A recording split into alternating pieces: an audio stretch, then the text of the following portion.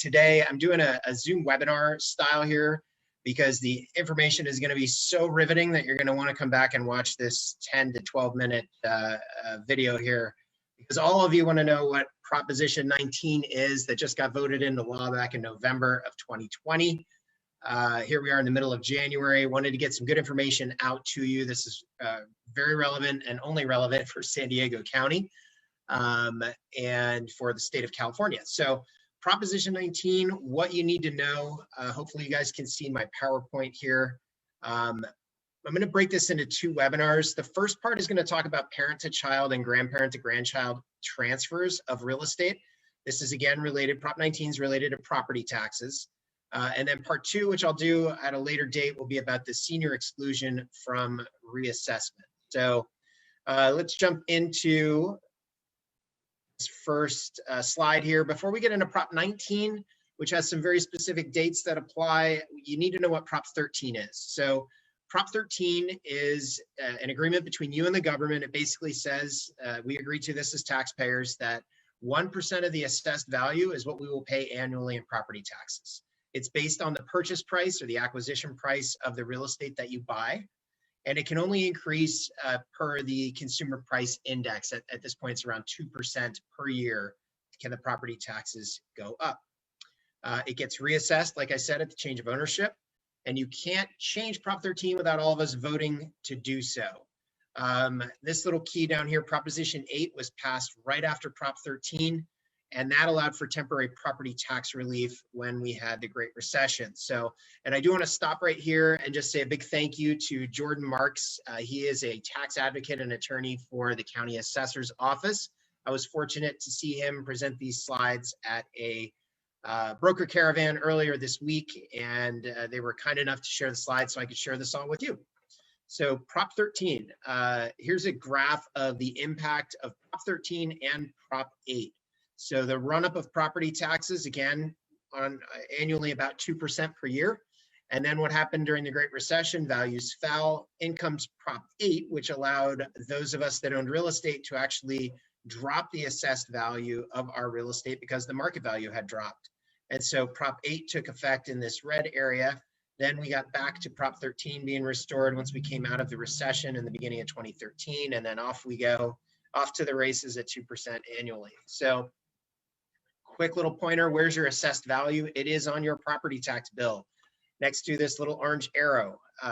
Hopefully you can see that. It's pretty small on my screen, but that is the assessed value. Again, it's based off of initially what you bought your home for, that 1% base rate.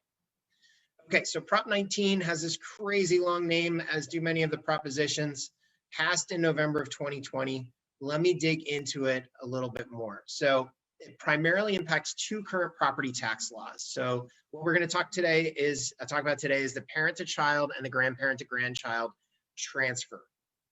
I'll follow up on another video in the senior exclusion from reassessment. Okay. So currently under Prop 13, now Prop 19 doesn't take effect for parent to child and grandparent to grandchild until February 15th. So hold on to that date. We're not there yet. We're a month away. So current rules under Prop 13 allows an unlimited transfer of assessed value on your primary residence, again, from parent to child or grandparent to grandchild. There's no requirement for the child or the grandchild to live in the property, and up to $1 million of assessed value is also able to be transferred on non-primary residential properties. So think land, investment properties, etc. The reason why it's parent to child and grandparent to grandchild, as a quick footnote, is that if, let's say, the grandparent owns real estate and their adult children are no longer alive, they may pass the property from grandparent to grandchild. If one of the parents is alive, they cannot pass it to the grandchild. It has to go parent to child first. If that doesn't apply, then grandparent to grandchild. Okay, let's look at an example so this makes sense. Again, under current Prop 13 law, let's say mom bought a home in La Jolla and paid $100,000 in 1980. The current assessed value is $160,000, okay? The base rate of 1% is $1,600 in annual property taxes. Let's say the market value today is $2 million, right? What would you be paying today? You'd be paying $20,000 in property taxes. Here's the reality under current Prop 13, property tax basis from parent to child completely moves over. So you're only going to be, your property tax bill that mom was paying was $1,600. Now the son or daughter that got transferred the property is still only paying $1,600 annually. That's saving $18,400 annually under current Prop 13. Here's a couple of examples of non-primary properties. So this is both with the same owner. So you look at number one, it's a business lot. The current assessed value is $500,000, market value is at $1 million. Okay, the difference is $5,000 in taxes. But remember that first $1 million under current Prop 13 gets transferred. So in this case, your property tax bill on this business lot stays at $5,000. You're actually saving $5,000 a year under Prop 13. Now, here's an investment property, investment condo. Assessed values, $500,000. Market value is $1 million. Again, the first $1 million of assessed value gets transferred to the son or daughter. Taxes remain at $5,000. So you're actually, with this portfolio, you're actually saving $10,000 a year in property taxes under the current Prop 13 rules. Now, why is all of this relevant? Prop 19 takes effect February 15th of this year, 1 month from today. What Prop 19 does is it limits the transfer of assessed value on a primary residence to only the first $1 million. Not only does that happen, but the son or daughter, the child or the grandchild that the property is being transferred to must now live in mom or dad or grandma or grandpa's property. They have to live in it in order for this transfer of assessed value to occur. They eliminated the transfer of assessed value on any property that's not a primary residence.